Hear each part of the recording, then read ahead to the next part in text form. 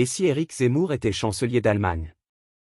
Imaginez un instant que le polémiste français Éric Zemmour, connu pour ses propos controversés sur l'immigration, l'islam et l'identité nationale, devienne le chef du gouvernement allemand. Quelles seraient les conséquences d'une telle situation improbable?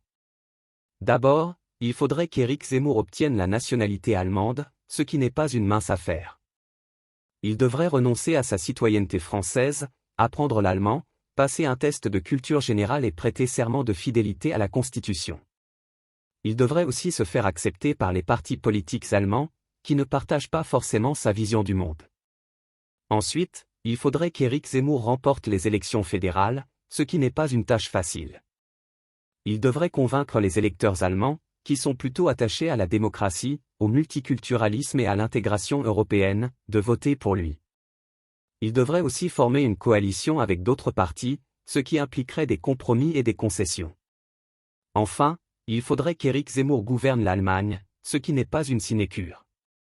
Il devrait faire face à l'opposition des médias, des syndicats, des associations, des minorités et des pays voisins.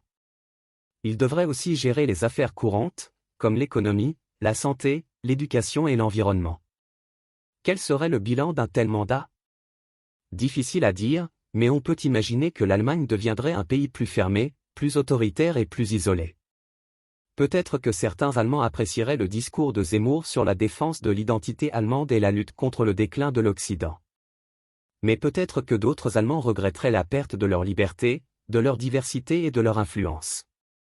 Heureusement, ce scénario n'est qu'une fiction.